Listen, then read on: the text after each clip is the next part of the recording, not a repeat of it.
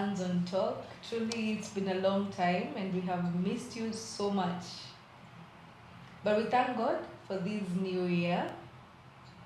And we are ready with the hottest and the hottest content for you. We are ready to interact. We are ready to learn together. And today, I am your host, Pamela Wango, with my co-host here and my friend for a very long time, Diki. Over to you. Yes, hello, my fans. I know people that you were really asking yourself, like last year where we disappeared. We continued then disappeared for a while. We were really busy. We were collecting hot contents for you. Last year. But let me tell you, this year we have a list for you. But no, before we just continue, I want to tell you a happy new year. I know you've really missed me, and also we have missed you the same. And I'm really much sure you people who are watching us, have you subscribed? Yes. Have you followed or even liked? If you've done that, okay, you will have one of the best contents and also educative contents for you this year. And right now I want to also introduce our guest who is here with us. Let her introduce herself. On to you. Hello, my name is Sheila Opiyo, and this is my sign name. I work at Free a Girl World Network as an advocate. I advocate for access to justice, education inclusion, and mental health well-being. I'm truly excited and I'm happy to meet you, our fans. I hope that today you feel excited, ready for the conversation. Great. Yeah, thank you so much, Sheila, for joining us. Thank you. And today we have, the topic that we have set out for is the Act 2025, the Persons with Disability Act 2025. I don't know if you remember last year when there was a lot of political wrangles, and one day we were shocked when the President Ruto called people to ratify the Disability Act. That is the Disability Act that we want to discuss. We want to see what is there for the deaf community. What does it say about the deaf community and the benefits that they can get from this act? What is the impact for the deaf community? That's what we're here to discuss today. So Sheila, this is not your first time joining us. I believe that before you were with us on the show. And I don't know if you've watched that episode. If you haven't, after you have watched this one, you can move to that episode, and we were discussing mental health last time. So you will find Sheila there. And she was there. I know that she's a very clever girl. She shares so much with us. A small girl with a big brain. Yes. Wow. Yes, girls with brains. Hey. And we're always happy to have you here, Sheila. Thank you so much. Okay, now. Do you know when Ruto was launching this, were deaf people there? I was also wondering. And if you are there, please, if you are the deaf person who was there, please comment here. Nobody. Because I was really wondering, I saw all the people with different disabilities, we even had the short stature were there, yes, even the other students who were there. But now, where were the deaf people? I was really also wondering. Truly, I was also wondering, because where was the representative for the deaf community? Maybe there was someone and we don't know. Maybe probably the interpreter was the one who was representing us. We don't know. There was an interpreter. Who? Okay, maybe. Yeah. Important question. If there is no deaf person there, but there is an interpreter there, who do you think the interpreter is signing for? Are they signing to the air? No, I did not was see there an anyone. interpreter? No, I did not see anyone. No, you know what?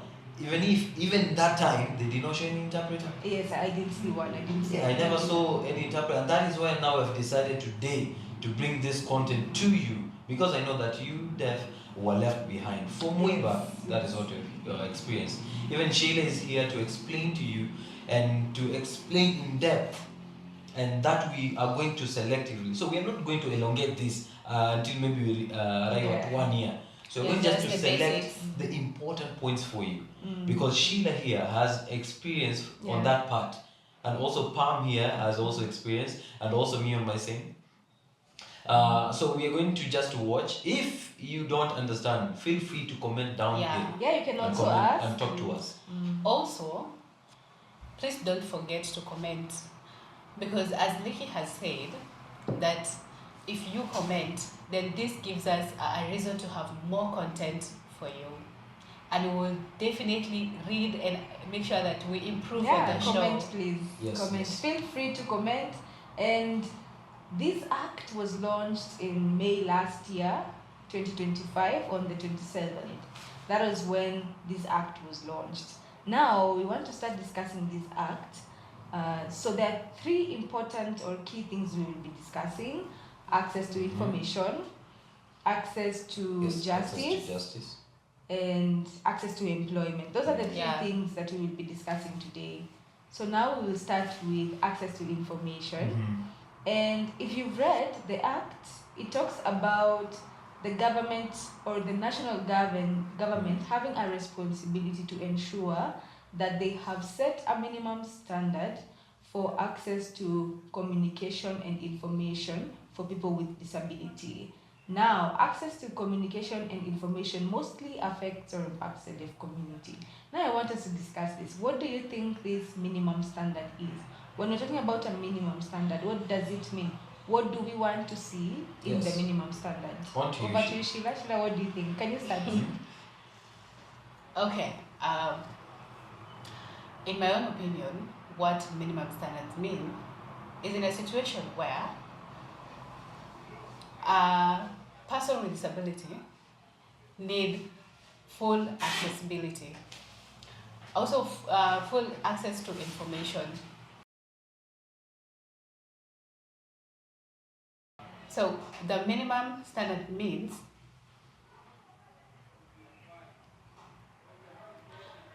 we're all people with disability, and today we are specifically going to discuss about the deaf community. Yes, the deaf community.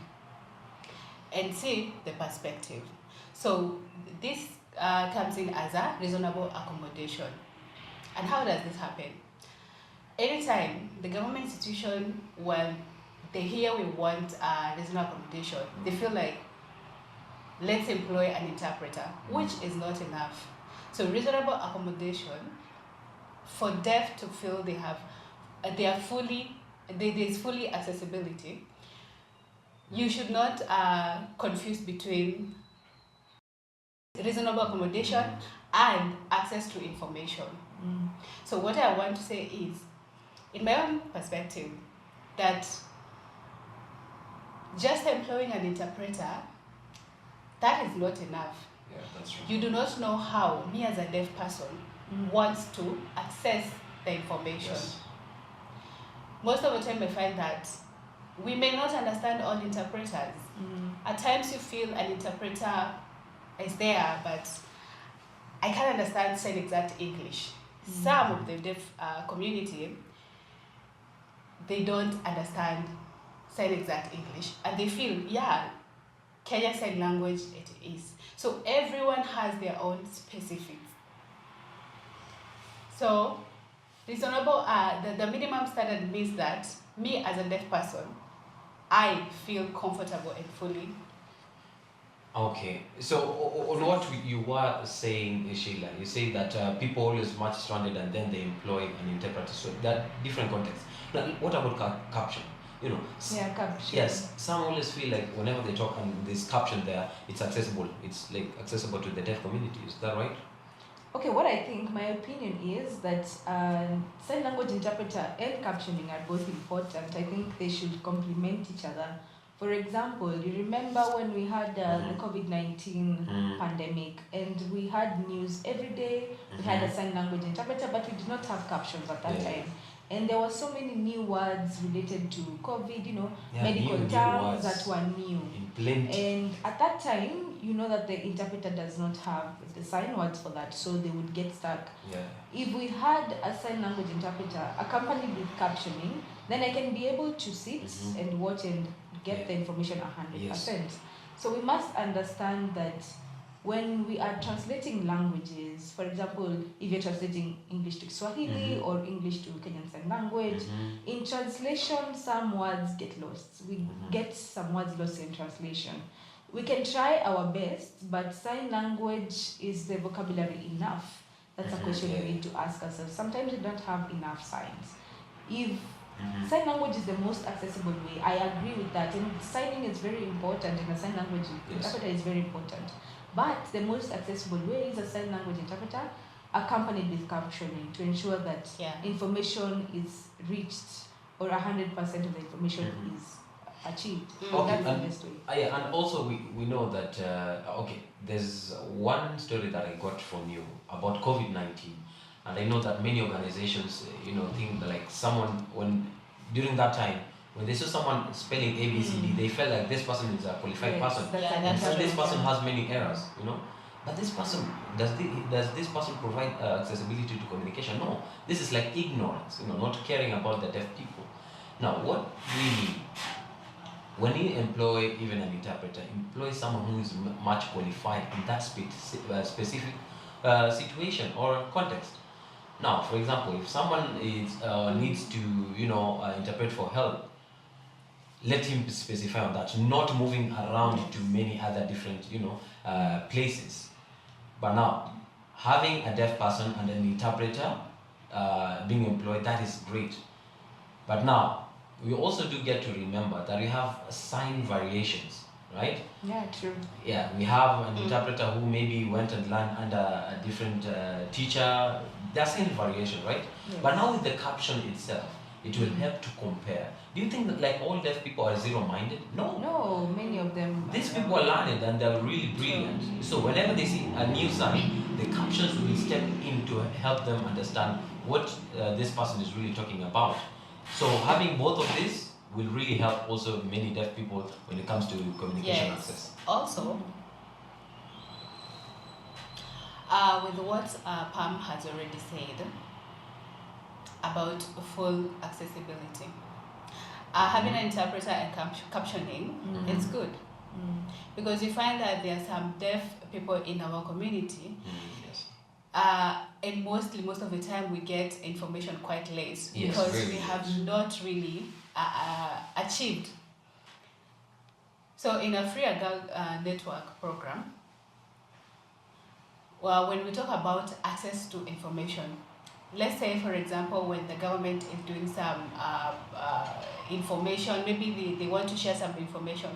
Remember, we have someone in the village or in the remote area that does not understand English. So we really need to make sure that everyone accesses information. Pamela has talked about it, that some may use the exact English, some may use KSL, and everyone understands on their own way. So I think having also the Constitution says that all persons with disability, let's talk about us, the deaf community, the Act, it says what? If you feel the interpreter they have employed, you cannot understand them, then you have all the rights to stop this. It is allowed. It is in the Constitution. Also, you need to report that. Who are you going to report to? National Council for Persons with Disability. Or you can sue the person. You cannot be left out. Imagine just sitting the whole day without understanding anything. By the way, the deaf people do not accept because maybe this interpreter is your favorite or your sweetheart. No. Information is important. That's a very high point. I want to insist on that. That's a very important point that you've just discussed, because many times you will find that if there's a meeting, particularly government meetings or things like that, the interpreter that is given the responsibility to mobilize interpreters, sometimes you will find that maybe you have 4 strong interpreters who are very qualified and one interpreter who is a flower person. That they don't really have the skill, they cannot sign. The 4 interpreters say that they will support the 1 week one, that there's no problem, we will work together. Let them just join us, we will support this week one. But when we get on the ground, this is how I support them. I work 2 hours, you work 2 hours, the other person works 2 hours, the other person 2 hours. And when people are tired, then they give the responsibility of interpreting to that weak interpreter. And they start interpreting to air because nobody can really understand what they're saying. So the mobilizer chose their friends and they said, yes, she's weak or he's weak, but I will support them. That's the story they give when they are mobilizing. But on the ground, things are different. Because I've worked for a while, I'm tired. So how will I continue to support you? You must go and practice. And that's what they tell you, go and practice, go and practice. But at whose expense? Who is affected most? The deaf person who is watching. It's very important for us to know where we can allow people to come and practice and where we cannot allow people to come and practice. We must have a standard as interpreters. And also, the national government also talks about the minimum standard, right? So this minimum standard needs to come from the deaf community. Yes, the deaf community. Not from the government dictating what the minimum standard should be. They could talk about the minimum standard only having access during news hours, but is that minimum standard that is acceptable to us as a community? We need to have our own idea, our own opinions of what we think is a minimum standard, and we must be ready to advocate for that, because the act has already been ratified. And as Vicky has said, we need to be comfortable approaching the National Council because they are responsible. Go to them and ask them, You just write a letter, draft your letter, and submit it to the National Council and tell them, I see that this is not accessible. This small insert for the sign language interpreter during news hours is not acceptable to us. Because when we are looking at the screen, very small space, now we have to buy very big TVs so that we can Now you take your chair, go closer to the TV so that you can see the interpreter. That is not a minimum standard. Is that a minimum standard? I don't agree with that. They need also that is no standard. No standard. Zero Even standard. it's not even coming closer to the standard. Yeah, that's the zero standard. So we must think about that critically. Yeah. Also, some of you always complain that the interpreters have high benefits than yourselves. So what do you think we should do? And they say, oh, they get it a higher amount. No, that does not help you. No, but now I do agree. Some deaf people makes mistakes, right? If you see maybe the interpreter is wrong or is in a wrong state, you don't complain until the last minute when you hear that this person is earning a lot is when now you start complaining and saying this person is earning this. This is your fault. Yes, and again, even when you mobilized or whenever you saw the interpreter's name was there, you as a person also need to know who is coming, who is this interpreter is coming to interpret. And if you feel like you're not matching with that person, then you have the right to complain. Yeah. You have most time. Yeah, we as deaf, we have to practice our confidence. Yeah, if you can't stand for yourself, now who do you expect to stand for you? True. HRs and the other people want to eat, Other organizations, even they know this person does not have the quality, yes, but they know at the end of the day there's a commission, they're cheap. Yeah. Or some of them even come and volunteer. Yeah, some very of them cheap. can accept Even on a transport, small token, they just accept, Yeah. You don't accept that. But now Article 2025, Persons with Disability Act, now gives you authority. It gives us It power. has Now you have the power to say, hey, no, I don't agree with this interpreter, since I'm not understanding everything. Because, it's better you don't have an interpreter since you don't even understand anything from this interpreter. So you need also to stand for yourself. Yes, the deaf always cry out. Yes, But now cry for your rights, right? Yes, you have Yes. a right. Yes. You have a right. But also the article allows you it gives you the right to halt everything. If you feel that this is not what I wanted, then why Just, should you be sitting there? Then people will feel, you have already accessed the information. Yeah, you've already, You're then you already get your accessing 500. information. But honestly, you have gotten nothing. Or you feel like whenever you stand up and stand out and complain, you miss your allowance. When people see you that you're a very good advocate, next time they'll call you. They call you. They call you. And if you're the one who is sitting there and not saying Just anything, sitting. next time you will not even be invited. You need to be active, you advocate, you speak up, and then they know, you understand your rights. And next time they want to have an important discussion, they'll feel it's important to engage you because you know these things. But when you're fearful and you're quiet and you're sitting in that corner, no, you have to stand up, you have to raise your hand and speak up, say no, so that you have an opportunity to even teach them what the right ways are. You have an opportunity so that next time we don't experience the same way. They'll do better next time. Now, also remember, when even you raise the complaints, it also teaches other organizations a lesson. Yes. You know, whenever you keep quiet, how will they understand? Yeah, we are going to just go back to our cocoon, to the deaf society, then start complaining again. Yeah. Let us cry it out. Yeah. Yes. Or if it's your employer, you can write a letter and take it to the National Council because they're the responsible body and say that my employer maybe is not doing this right. I think the three of us should write a complaint about the TV. Yeah, the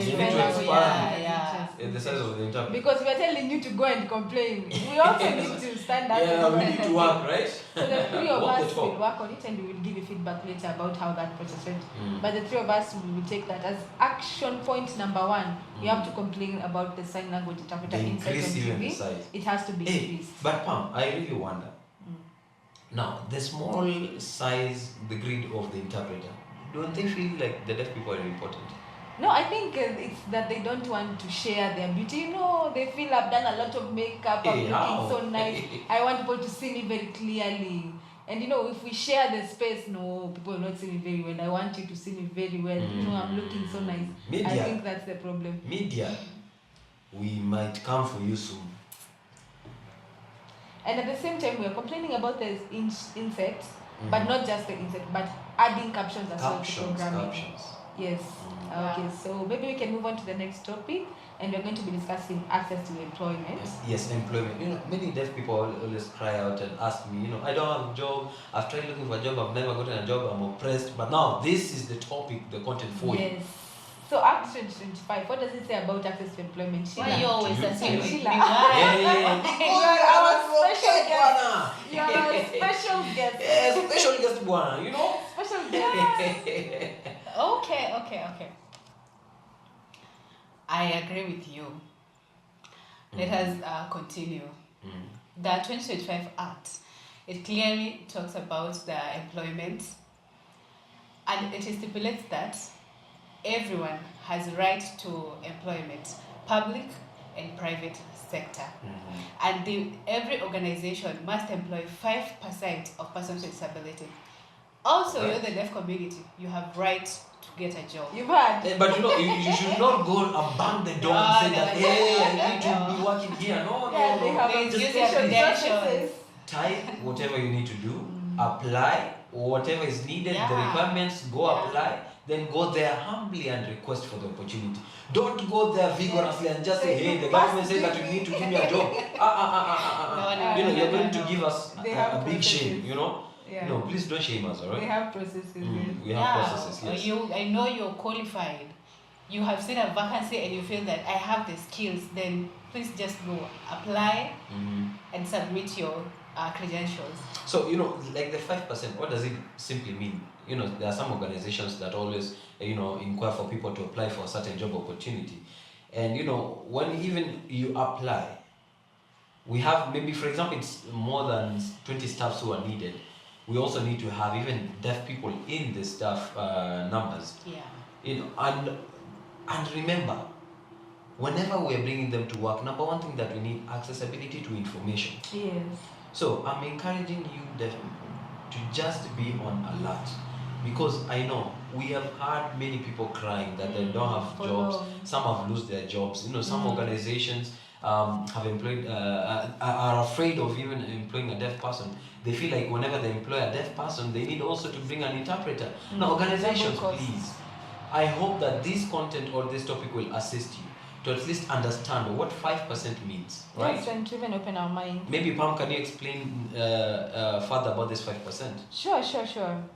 So the Persons with Disability Act of 2025 says that, for example, if you have 20 staff, 5% need to be people with disabilities. Yes, disabilities. Which means that from 20 staff, what is 5%? 5% is maybe around 4. So from a group of 20 staff, 5 of those need to be people with disability.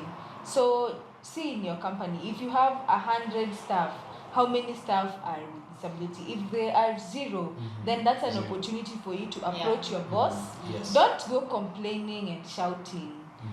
Just go slowly and start with negotiation. How can you negotiate? You can tell your boss, are you aware that when you employ a person with disability, you can reduce your tax burden?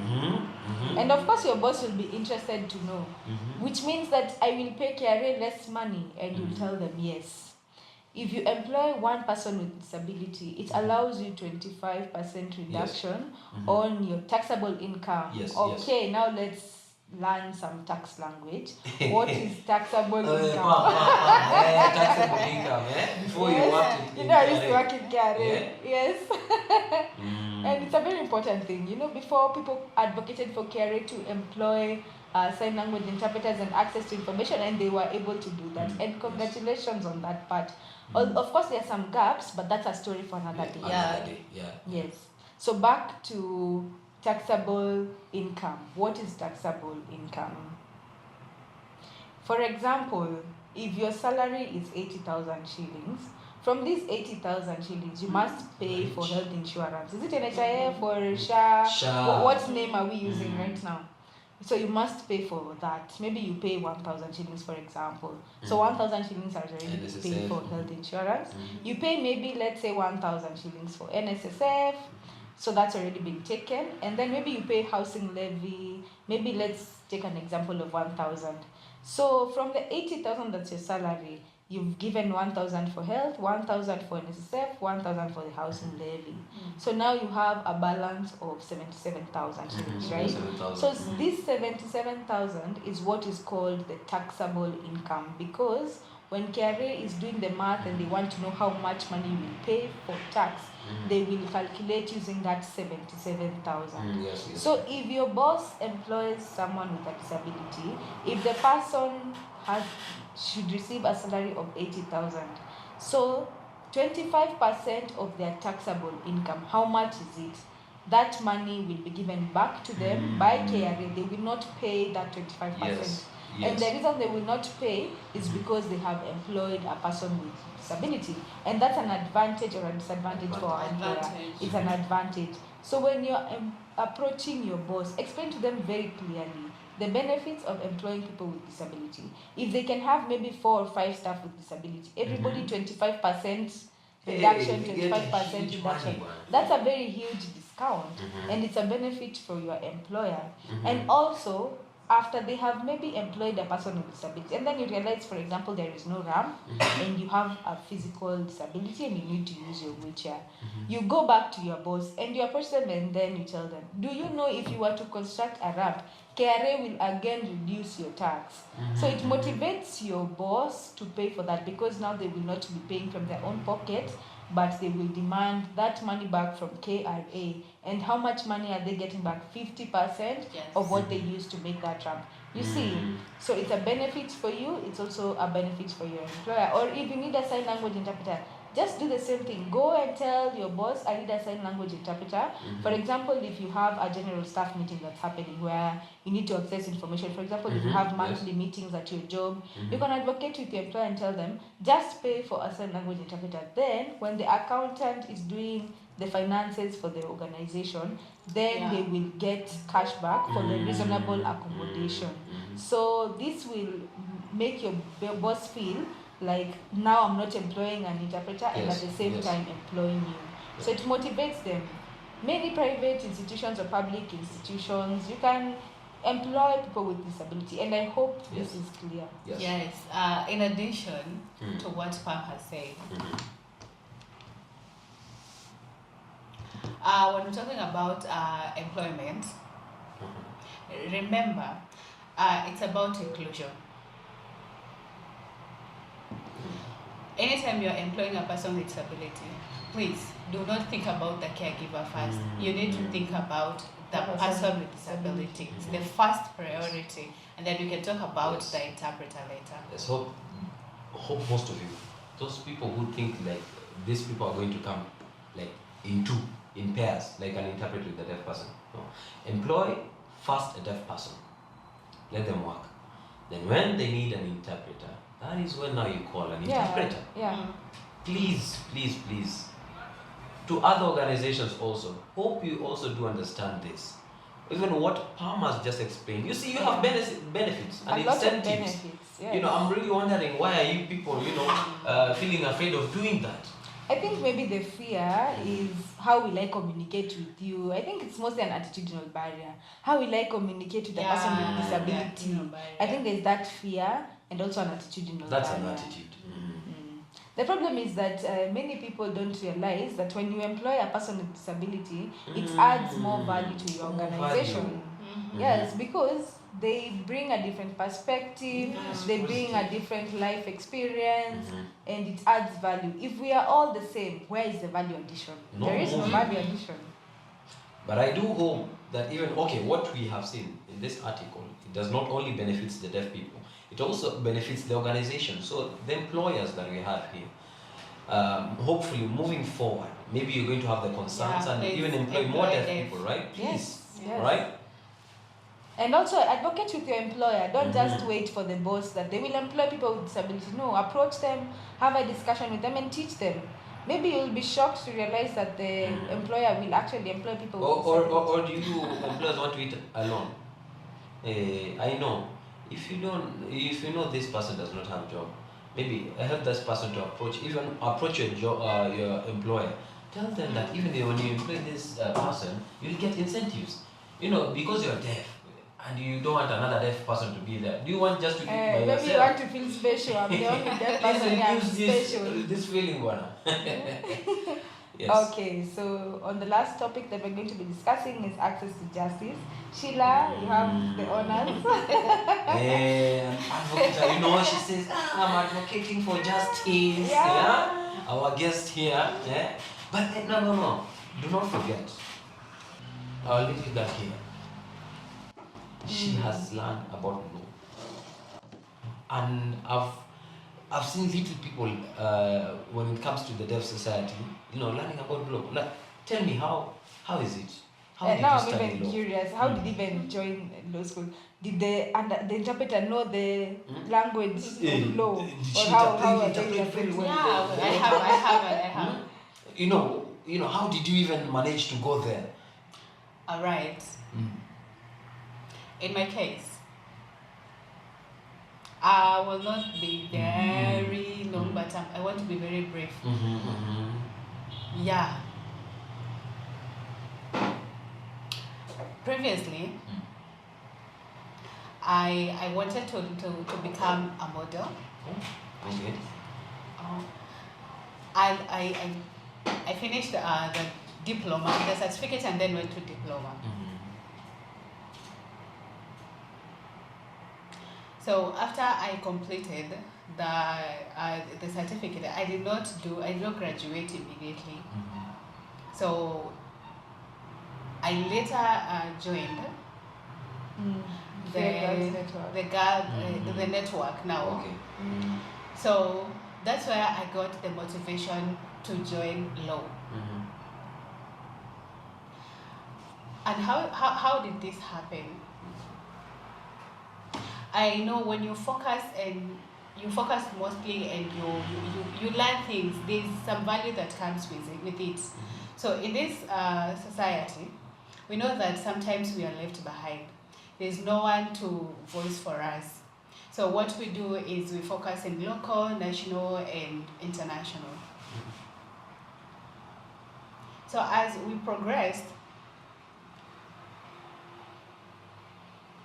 that's when now we had a project, and I felt now I am so motivated to learn law so that in future I can become an advocate for the disability. And I was so lucky because at this point now I got a sponsor who was able to fund me to join law school. And that is how I became congratulations. a part of the school. Hey, to those deaf people, do not be stranded on joining law. Hey, just go there. Hey, yes, maybe we are worried about school fees. I know most people feel I'm broke, I don't really have the money, what should I do? You can look for opportunities for sponsorship also. Like previously, Pam had said that anytime there are conferences or there are meetings, engagements, don't just stay there. Yeah, Be active, engage. because I remember sometimes we have some person like Ashura, we have Aska, and they are really motivating people to be active and engaged mostly because that is how you could actually even get a job if you are Hey, active. just always in this congregation, raise your hand and pose your question, you know, because in any event, there are always sponsors or donors there, you know. Don't think that everyone has just come there to participate. There are some people who have come there to spot check who can they pick for our position that we need, right? So you deaf people, whenever you go to, you know, to any event, don't focus on lunch and transport and the allowance, you know. It's okay, yes, it's okay. But now the most important thing, try to show that you came there with a purpose. Yes. Right? And that is how also it can help you in life. You know, the work is not the only place you can benefit. You can benefit from many other places, right? So anywhere you go there with good purpose. And let me go back to, you know, access to justice. Just Sheila, explain us or expound us on this. When we talk about access to justice, this is a constitutional right, and Article 28 clearly stipulates how a person with disability can access justice, and it is very clear. Maybe sometimes you might be arrested, you might get stuck, maybe a police have arrested you, and you feel like your rights have been infringed. So remember that the Act is representing you very well. There are so many acts that talk about access to justice. I can't just explain each and every act. Okay. Yeah, but you know, we are focusing on the deaf community, right? Let us talk also the courtroom, right? You know, there's something that happened recently. One of our brothers had a challenge in court, and the story was that he went to court, found there was no interpreter. Imagine. And now, how even could the judge expect him to do? How this person inform him? You know. Now, Article 2025 for the disability, for persons with disability, it now says that we also need, if I am a deaf person and feel I have the interpreter who I rhyme with, right? You know, that is a right for me to go there with my interpreter. If I go there and find someone who I am not matching with, I have the right even to stop it at there until when you bring someone who is qualified and you match with. Yes. Because you cannot say that when I sign and say I did not read, then the interpreter says that I read. You know, I'll be condemned. And the biggest problem that we have for interpreters particularly is that when you sign, many times we negate. As we sign in the deaf community, you will say, for example, rape, I did not rape. And Zero. the negation in Kenya Sign Language comes later. So many times the sign language interpreter may not get that negation. And instead of saying that you did not rape, they say that you did rape. Yes. So it can be quite confusing, particularly in Kenyan Sign Language. Yeah, there's also one case before that our deaf person was arrested because of the quality of the interpreter. Now, truly, to the interpreters, if you know you cannot interpret, for example, in the sector of law, please stop showing off. Yeah, or you know it's been a long time since you signed. Just accept and take a back seat. Yeah, take a back seat. You know, we had an experience as Fedwen that I'd like to share with you also. We had gone to the courtroom at Makadara Law Court. They have very many cases where deaf people go there. So when we went there, there was a challenge with the sign language interpreter, and I will not mention her name because I believe that the interpreter knows themselves. So the interpreter that we found there had been employed a very long time ago when the courts were starting to employ sign language interpreters, which was quite some time back. And they have been working there for a while, and it's the same challenge that we're now seeing with KRA, where when sign language interpreters are stuck in a desk job for a long time, their signing skills go down. Yeah, they go down. So if you're working in a setting, for example, in the courtroom, how many deaf people have you met in a month? Maybe just one, or even in a month you could have met no deaf people. So it's been a long time since you last used sign language. and you could encounter a deaf person who is from the village, who maybe does not have good education levels. Can you be able to interpret competently for that deaf person? So you need to accept yourself and say that my skills are low for this situation. Accept yourself and open up and say. And sometimes you can even have a sign language interpreter who is very skilled, but the person that they're signing for has not been to school. You can just open up and say that I don't really get what this deaf person is saying. Just be honest and be open. And secondly, also as a deaf person, when you realize that you are not being represented well by your sign language interpreter, don't be quiet, don't persevere and say that this courtroom has a lot of rules of how I should speak. Just speak up in a respectful manner. You can raise your hand and say, Your Honor, or what do we say in the courtroom? Do we say Your Honor, my Lord, or my Lord? Whatever my you Lord, say. What about our God? Whichever language they use in the courtroom, I don't know. My Lord. But My you Lord. can say, for example, my Lord, or Your Honor, or whatever. Or But it's not even a must. to be honest, for you you to know, use the the devil right just hand. lays their hand, you know. Yeah, you can Just say, say that. hey, court. Yes, you can just say, just be honest and say that That's it all right. doesn't work. And then the judge will decide what is the best way forward.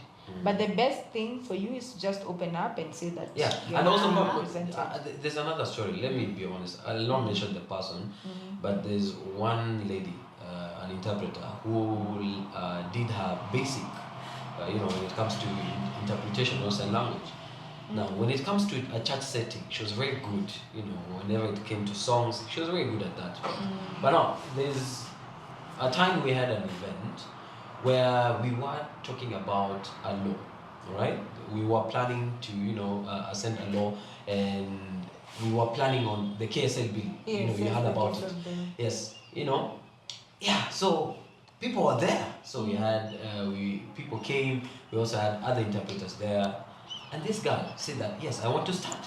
Yeah, she was ready to volunteer to start. Confidence. That is the same confidence you need to have when you're going to look for a job. That confidence. Say, me first. Whether you have skills or you don't have skills. She said, I'm going to start, me first, Then, guess what happened? The girl sat there. At this time, now, the first deaf speaker started signing. And the deaf started, hello. Those high official deafs, whenever they start signing, they just continuously do it, They provide their speech. They don't stop. Yeah, they just continue. Let me tell you, I promise you, Pam, that interpreter started sweating at that spot. She started sweating, she got stuck and got stranded. Even the people who are there, the audience, they were there in plenty. They wanted to listen to this interpreter. This person is continually signing. No, they were looking at the interpreter, and the interpreter was really stranded and started sweating, almost crying at the spot. But now, good thing is that we had another interpreter who was qualified and requested for an exchange. We, the deaf community, started laughing one. But now, interpreters, if you know truly, it's really hard for you, or the assignment is hard for you, just stop showing off, right? Just be open, accept. Say that I'll take over, I can do this and this and that. Alright? Share your roles. Share your roles, please. Yeah. Please don't show off, then later you get stuck. Remember, when you get stuck, you also destroy your own job. Yeah, and you even ruin your image. Yes, you are shaming yourself. Imagine in front of a camera. Yeah. Yeah. And it even could be shared on social media. Yeah, it can trend. But now, most deaf people face challenges when it comes to accessibility to justice. Just to be honest, even the deaf people have not gotten most signs for the deaf. For the low terminologies are not yet gotten. So if you know that you cannot interpret, in a court law setting, please, just accept. Yeah, just accept and step back. Just accept than shaming yourself. Yeah. My dear friends, what Pam has said, it's important. When you go to court, maybe for hearing, and you feel like you want to present yourself remember you have to remain silent and innocent until proven guilty. Then that is when now the court can make a verdict. Make sure that you know your rights. It's very important. Also, Pam has talked about if you can't understand the interpreter who is there at the moment, then please speak up. Because whatever the interpreter might miss, or maybe the interpreter might contradict everything, remember, you're not there for you, you're there for yourself.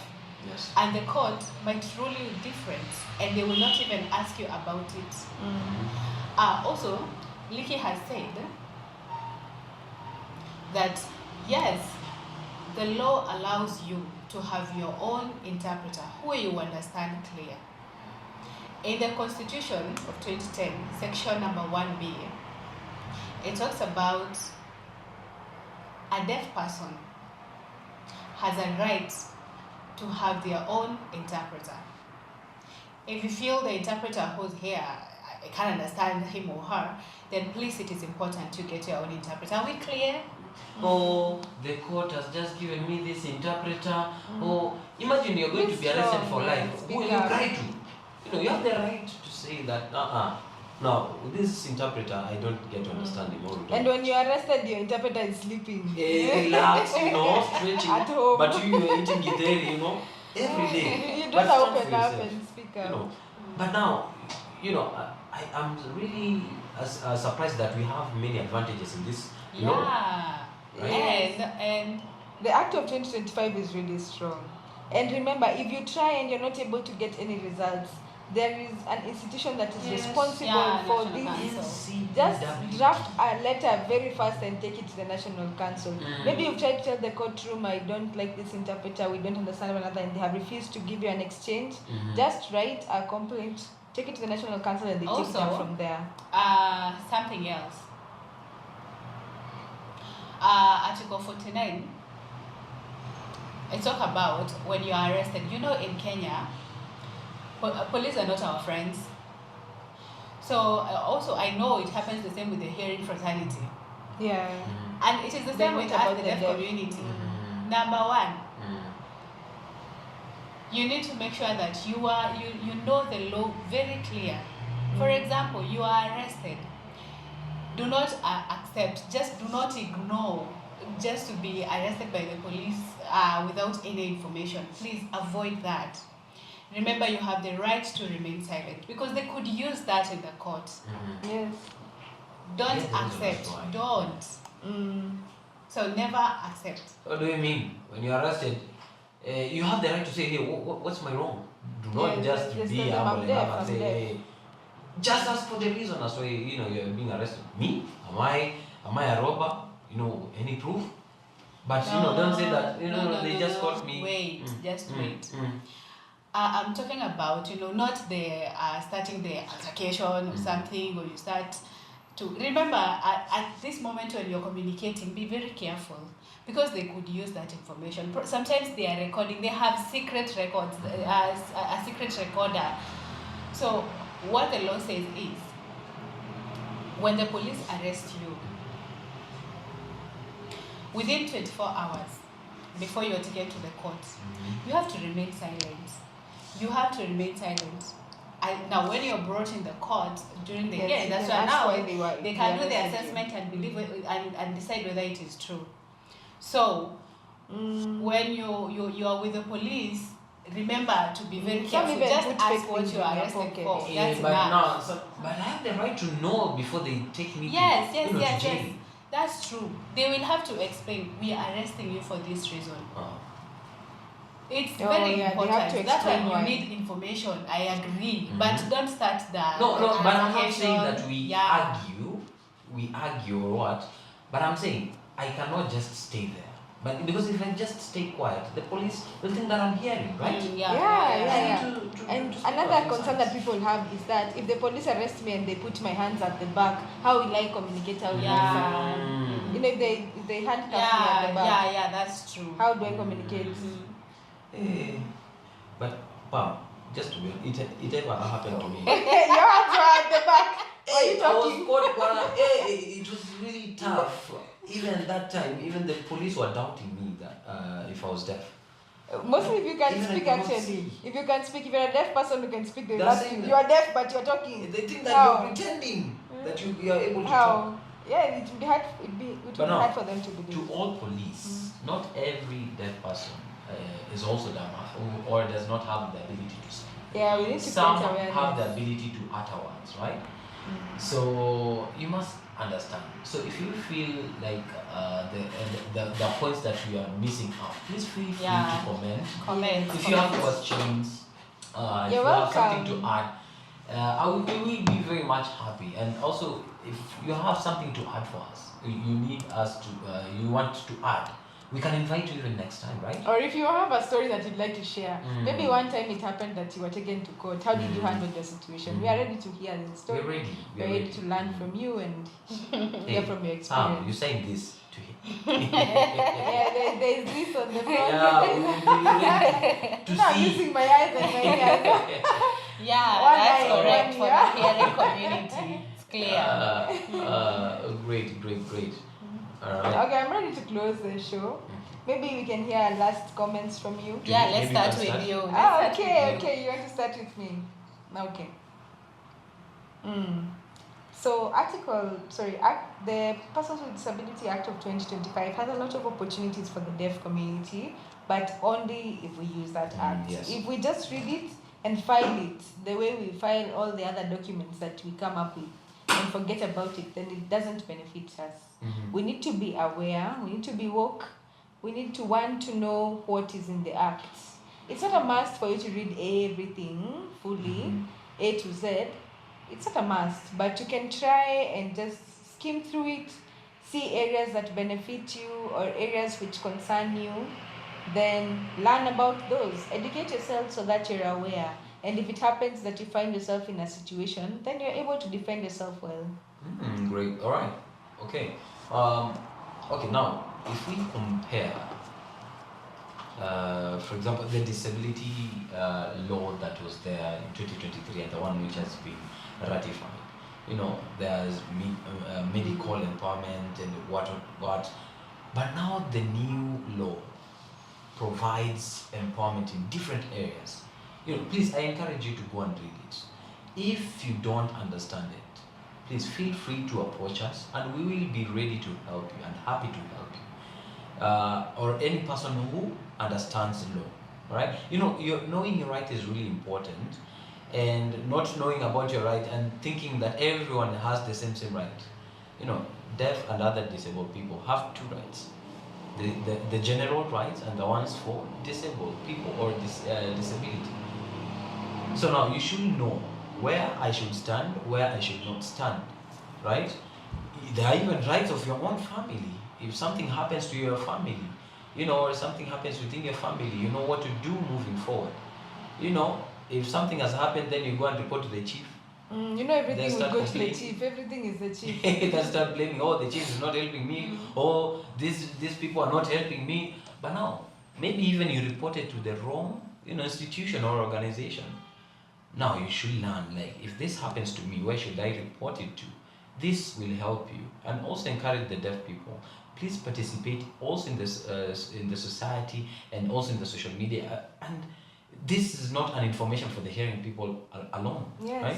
Yes. Just contribute, and if you feel there's a mistake somewhere, raise your hand. If it's an event or whatever, and this will open even more opportunities for others. Yes, to open more. All right. So I hope you all do understand that.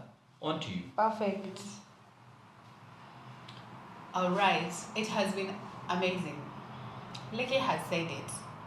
Your rights are important and they are worth it. Remember, rights are your life. So you should know your life and also you should know your rights clearly. If you do not know your rights, nothing will save you. So please know your rights. Also, I would like to ask the other organizations, also the Organization for Persons with Disability.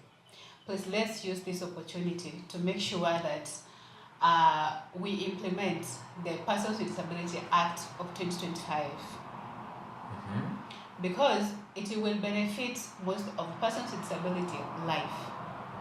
Also, the deaf community, please, let's be very inclusive. If we start doing things separately or we start to wrangle here and there, then we are going to get information quite late. And also, to the National Council for Persons with Disability, I know you have authority, you have power, which can help us in all ways nationally, but implementation, we need to do better. You promised, remember, implementation is what you promised to do, so you need to do it. National Council for Persons with Disability, we know this office is our umbrella, and we may do the things that we are doing locally or basics that some people are not understanding, they can't hear us, then what do you expect? Now, we need to make sure that we follow the Persons with Disability Act. And now, to other organizations who are also working with us, please work with, don't work for. Work with, not for. Amen. Amen. Amen. Okay. But now, don't forget to follow, like, and also comment, and also like, share. Follow and subscribe, So we love and you. share with all your people. But I love you. But hey, for the next thing or the next episode, we shall discuss about Financial education. So do not miss out on this. Do you want to do you want to become wealthy? Nikki, do you want to become wealthy? Sheila, you want to become wealthy?